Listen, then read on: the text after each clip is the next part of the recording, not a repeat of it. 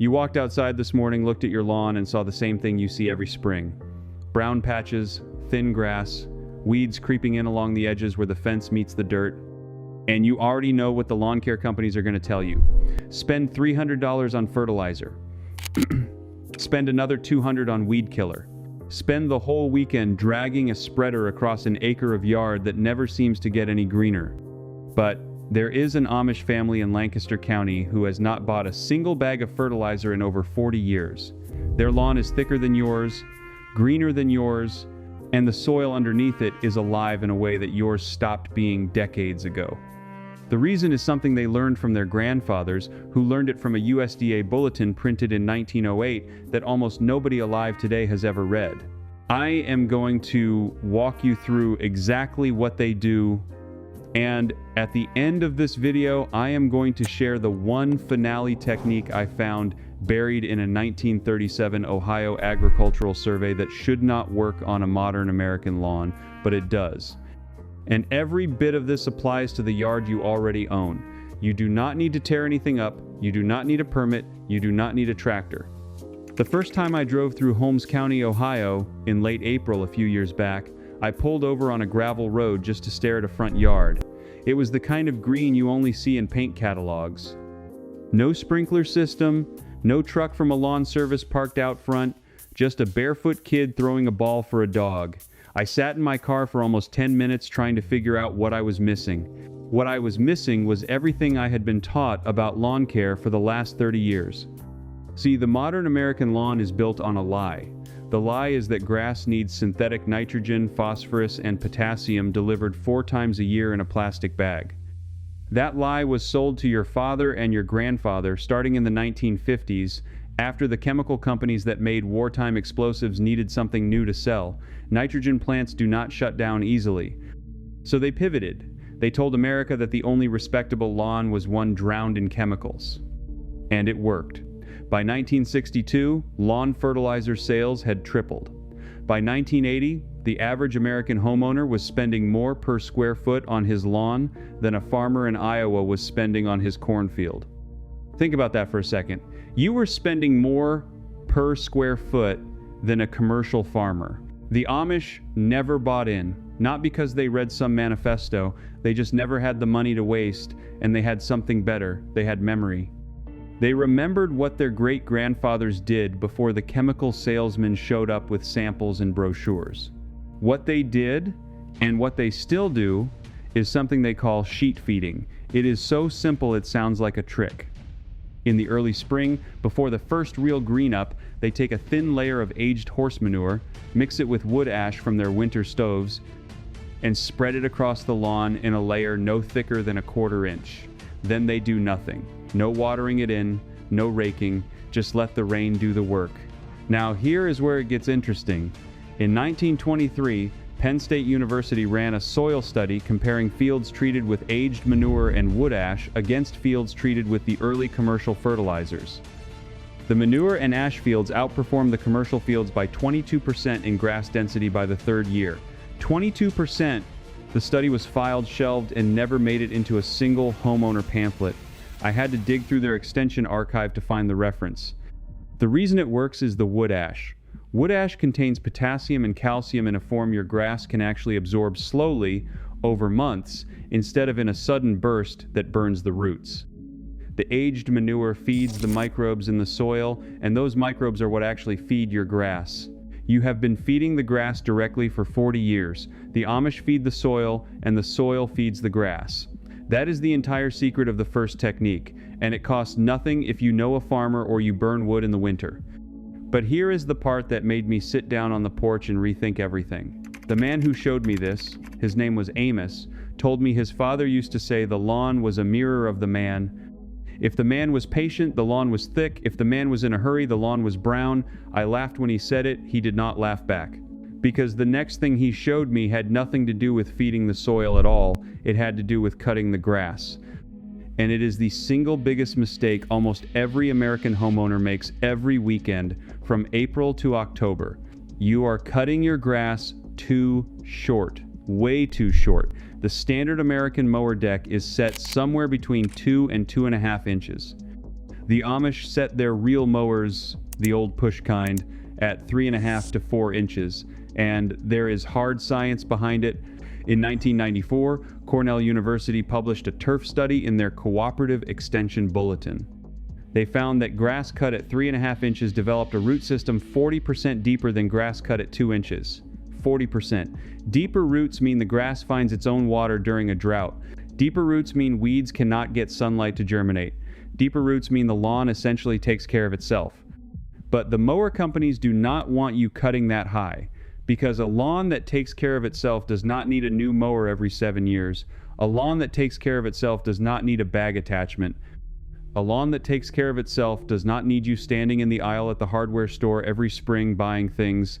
Raise your mower deck this weekend. That is it. Raise it to the highest setting it has. Within 3 weeks, you will see the difference. Within 3 months, your weed pressure will drop by half.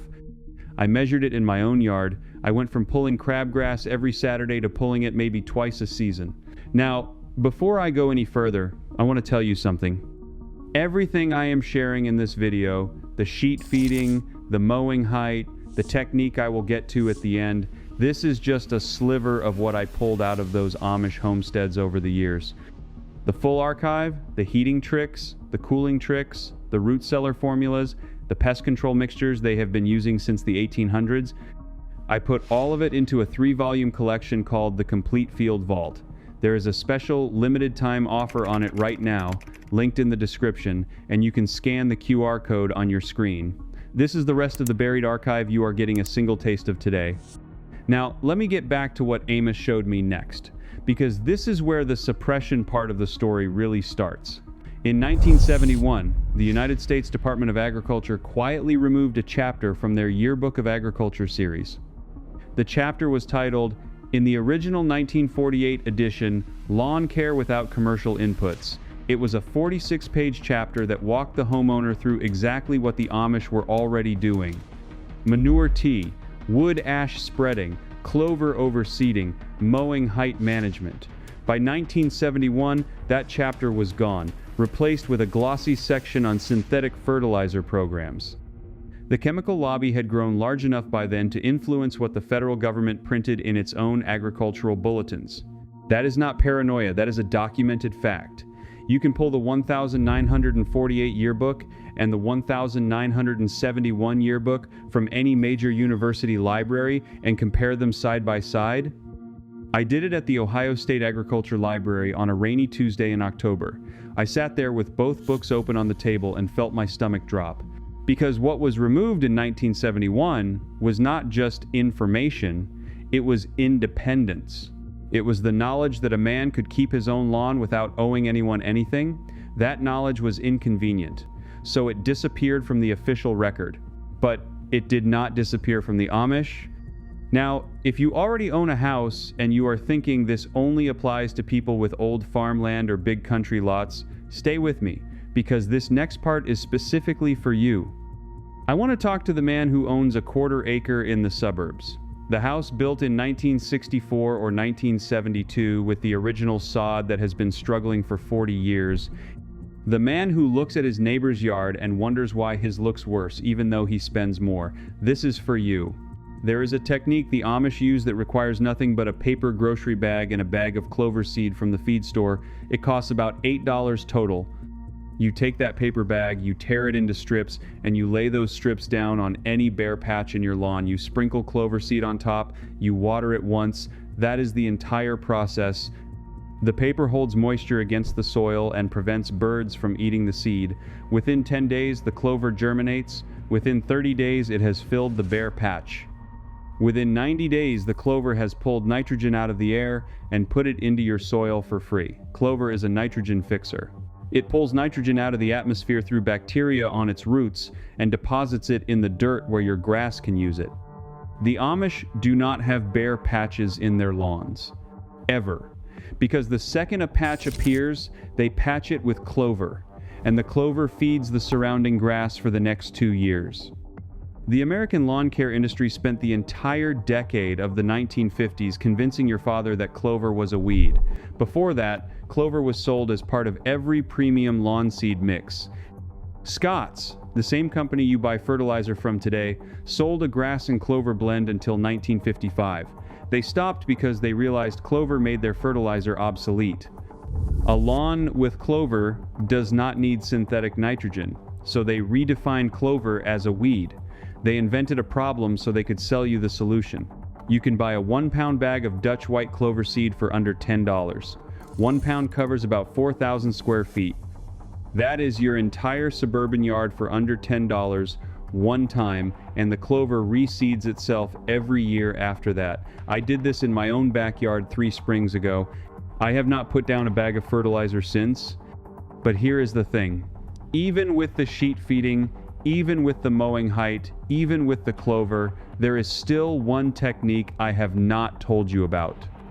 And this is the one I found buried in a 1937 Ohio agricultural survey that should not work on a modern lawn, but it does. Every time. And it is so simple you are going to be angry that nobody ever told you. The survey was conducted by a man named Harold Fenstermacher, who worked for the Ohio Agricultural Experiment Station out of Worcester. He spent 2 years going farm to farm in Holmes and Tuscarawas counties documenting what the Amish and Old Order Mennonite families were doing with their pastures and yards. His report was filed in November of 1937. It was never published commercially. A single mimeographed copy ended up in the archive at Worcester, and I read it on microfilm. Fenstermacher documented a practice he called dew rolling. The Amish would take a heavy wooden roller, usually a section of an old log with handles attached, and they would roll their lawn early in the morning when the dew was still heavy on the grass. They would do this once in mid-spring and once in early fall. That was it. He could not explain why it worked. But the lawns that were dew-rolled were measurably thicker, greener, and more drought-resistant than lawns that were not. The grass blades that were pressed down by the roller while wet with dew made better contact with the soil. The roots were pressed firmly into the dirt. The crowns of the grass plants were forced into a tighter, denser growth pattern, and the morning moisture allowed the whole process to happen without any damage to the plant. Modern turf science finally caught up to Fenstermacher in 2008 when Auburn University published a study on what they called mechanical compaction timing. They confirmed that rolling a lawn during high moisture periods, specifically morning dew, increased turf density by up to 31% over 2 growing seasons. 31% from rolling your lawn with a log while the dew is still on the grass. You do not need a wooden log. You can buy a water-fillable lawn roller at any hardware store for about $80, fill it with water, go out early on a Saturday morning in May when the dew is heavy, roll your entire yard once, do the same thing once in September. That is it. That is the entire technique. The man who showed me this, the same Amos from earlier, told me his grandfather called it pressing the lawn to sleep. He said his grandfather believed the grass needed to be tucked in the way you tuck in a child. I thought that was just an old man being poetic. Then I rolled my own yard that May, and by July, my lawn looked like something out of a magazine. By the next spring, my neighbor walked across the street and asked me what fertilizer I was using. I told him I was not using any. He did not believe me. He still does not believe me. He still spends $400 a year on a lawn service that comes by every 6 weeks. His lawn looks worse than mine. Because the knowledge he is missing is not for sale at the hardware store. It is not in the brochure the lawn company hands him. It was written down in 1937 by a man named Fenstermacher, filed in an archive at Worcester, and forgotten for almost 100 years. You just got it back? That is what this whole video has been about. Not grass, not lawns, not even the Amish. It has been about the fact that someone somewhere decided you were not supposed to know these things. Because if you knew them, you would not pay, and someone needed you to pay. If you are the kind of man who believes that real knowledge has been quietly pushed aside to protect someone else's profit, you already know what to do next. You already know which technique you are going to try this weekend. So tell me in the comments, which one is it? The sheet feeding with wood ash, the clover patch on the paper bag, or the dew rolling at sunrise on a Saturday morning? Pick one and leave it below. I read every comment, and I want to know which one hit hardest. And if you found value in what I just shared, subscribe and stay with this channel. This is not about lawns. This is about recovering a whole library of knowledge that was taken from us one piece at a time, starting around 1,950. Next week, I am going to show you what the Amish do to their well water that the bottled water industry would pay a fortune to keep buried. There is a mineral they add by hand that costs less than $1 a year and changes everything. I will see you there. Before we go, I want to sit with you a little longer on this, because I think there are things still worth saying, and I do not want you to close this video and forget the weight of what we just covered. I want it to stay with you. I want it to change the way you walk out to your yard tomorrow morning, coffee in hand, and look at the ground under your feet. Because here is what most men miss. They watch a video like this, they nod along, they say, that was interesting, and then Monday comes and they go right back to the same routine. They drive to the same big box store, they buy the same bag of synthetic fertilizer with the same 4 numbers stamped on the front, they spread it the same way with the same broadcast spreader they bought in 2011, and nothing changes. The lawn stays mediocre, the soil stays dead, the wallet stays empty by Friday. I do not want that for you. I am asking you to actually do one of these things this week, not next month, not when the weather is perfect, this week. Because the knowledge I just handed you is only valuable if it moves from your ears into your hands. The Amish understand this better than anyone. They do not theorize, they do not debate. They do the work, and the work teaches them what the books cannot. Let me tell you about a man named Eli Yoder. I am not going to give you the exact township because he asked me not to, but I will tell you he farms a little under 40 acres in eastern Ohio, and he has been doing it since 1968. Eli is 78 years old now. His hands are the color of walnut and his back is still straight. When I asked him about the dew rolling, he laughed. He said his grandfather used to send him out at 5 in the morning with a wooden roller made from a hollow sycamore log, packed with river sand and capped on both ends with oak. He said that roller weighed about 90 pounds when it was dry and closer to 140 when the sand soaked up moisture from the morning grass. He pulled it across 2 acres every Saturday from May until September. He was 9 years old. And here is the part that stopped me cold. He said the lawn his grandfather kept that way, behind the main house, never once received what we would call fertilizer. Not in 82 years. Not a single bag. Not a single drop of liquid.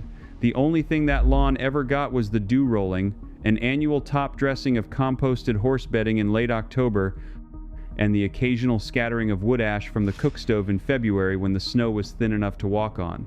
That lawn, according to Eli, is still there. His nephew keeps the same routine. The grass is the deepest green you have ever seen, and it has survived 3 droughts that killed half the lawns in the county, including the ones being watered twice a week with municipal water and treated quarterly by a national lawn service. Think about that for a second. 82 years, no fertilizer, no chemicals, no irrigation system, and the lawn is better than yours. Now I know what some of you are thinking. You are thinking, well, that is Ohio, the soil is different, the climate is different, my situation is unique. And I want to address that head on because it is the single most common excuse people use to avoid trying something that works. The principles I just described are not Ohio principles. They are not Pennsylvania principles. They are not even Amish principles, if we are being honest. They are principles of soil biology, and soil biology operates the same way in Texas as it does in Vermont, as it does in Oregon. The microorganisms might be different species, but the relationships are the same. The fungi still want the carbon, the bacteria still want the nitrogen, the earthworms still want the moisture and the organic matter. You can do this anywhere there is dirt and rain. I had a viewer write to me last spring from outside Tucson, Arizona. His name was Raymond, retired electrical engineer, 66 years old. He had been fighting his Bermuda grass for 15 years with everything the irrigation companies could sell him. He saw one of my earlier videos about the wood ash sheet feeding, adapted it for his climate by using mesquite ash instead of hardwood ash, and applied it in October when the nights cooled down. By April, his lawn was the only green patch on his entire cul-de-sac. His water bill dropped from $180 a month in summer to $62. His neighbors asked him what fertilizer he was using. He told them the truth, and not one of them believed him. They thought he was hiding the real answer. That is how deep the conditioning goes. People literally cannot accept that the solution is free and simple, because they have been trained to believe that anything worth having must be purchased. I want to talk about that conditioning for a minute, because I think it deserves more than the passing mention I gave it earlier. In 1947, a chemist named Carl Sprengel, working under contract for one of the early fertilizer consortiums, gave a speech at a trade convention in Chicago. The transcript of that speech sat in a university library in Illinois until a researcher named Patricia Bomar dug it up in 2009. In that speech, Sprengel said, and I am quoting almost word for word, that the long-term commercial viability of the synthetic nutrient industry depended on, quote, the systematic disconnection of the homeowner from traditional knowledge of soil husbandry, end quote. He said it out loud. He told a room full of executives that their business model required Americans to forget what their grandfathers knew, and then they got to work making it happen. By 1953, every major land-grant university in the country had received funding from at least one chemical manufacturer to study and promote synthetic fertilization. By 1961, the extension services that used to teach farmers about cover cropping and rotation were instead handing out pamphlets on the proper application rates for ammonium nitrate. By 1972, the home gardening magazines that had once featured articles on composting and mulching were filled with advertisements for weed and feed products, and the editorial content had quietly shifted to match. This was not a conspiracy in the sense of men in a dark room. It was something worse. It was a slow, deliberate redirection of an entire culture's attention, paid for in increments, executed over decades, and so effective that by the time you and I were born, the original knowledge was already a ghost. The Amish kept it because they refused to subscribe to the magazines, they refused to attend the extension meetings. They refused, in their stubborn, beautiful way, to participate in the modern conversation about lawns and gardens and soil. And because they refused, they preserved something the rest of us lost. Not because they are smarter, not because they are holier, because they did not let the marketing in. Now let me give you something practical to add to what I already shared. There is a fourth technique I did not have time for earlier, but I want to mention it now because some of you are going to want to go deeper. It is called the manure tea soak, and it is what Eli Yoder's wife Sarah uses on the patch of lawn closest to the kitchen door, which happens to be the patch their grandchildren play on most often. She takes a 5-gallon bucket, fills it about a third of the way with well-aged horse manure from their barn, and tops it off with rainwater collected from the roof. She lets it sit for exactly 4 days, no more and no less, stirring it once each morning with a long stick of hickory. On the 4th day, she strains it through an old flour sack into a watering can and pours it directly on the lawn at a rate of about 1 gallon per 20 square feet. The smell is, I will be honest with you, not pleasant, but it dissipates within an hour, and what it does to the soil over the following 2 weeks is genuinely remarkable. The bacterial population in the root zone, according to a small study done at a Mennonite college in Indiana in 2014, increases by something like 400%. The available phosphorus doubles. The grass responds within 10 days, putting on growth so vigorous that Sarah says she sometimes has to mow twice in the same week, which she considers a small price to pay for what she calls a living lawn. I bring this up because I want you to understand that what we are talking about is not just 3 tricks. It is a whole philosophy. It is the idea that the lawn is not a static surface to be managed, but a living community to be fed. And once you start thinking about it that way, your whole approach changes. You stop reaching for the bag, you start reaching for the bucket. You stop trying to kill things and start trying to feed things. The weeds become less of a problem because the grass becomes more competitive. The compacted spots heal themselves because the earthworms come back. The brown patches in August fade because the soil holds water like a sponge instead of shedding it like a tin roof. I want to give you one more piece, because I think it matters. There is a small notebook that belonged to a Pennsylvania Dutch farmer named Jacob Stoltzfus, who lived from 1881 to 1962 in Lancaster County. His granddaughter, a woman named Rebecca, inherited the notebook in 1979 and showed it to a folklorist named Daniel Hawk in 1994. In that notebook, written in the old Pennsylvania German dialect that almost nobody reads anymore, Jacob recorded what he called the rules of the green ground. There were 11 rules. I will not give you all of them because some of them are specific to his region and would not translate, but I want to give you 3 of them because I think they will stay with you. The first rule was this: never feed the grass what you would not feed the cow. Meaning, if a substance would harm a living animal that grazed it, it had no business being on the ground that the animal walks on. That single rule, applied honestly, eliminates almost every product currently sold in the lawn care aisle. The second rule was this: the morning belongs to the grass, the evening belongs to the man. Meaning, work done at sunrise feeds the lawn, and work done at sunset feeds the gardener. Mow in the evening when the sun is low and the dew is gone. Roll, water, and tend in the morning when the moisture is on the blade and the temperature is rising. This is not superstition, it is observation. The grass plant uses different metabolic pathways at different times of day, and disturbing it at the wrong hour costs you growth. The third rule, and this is the one that I think will haunt you the way it haunted me, was this: a lawn that needs you every week does not love you.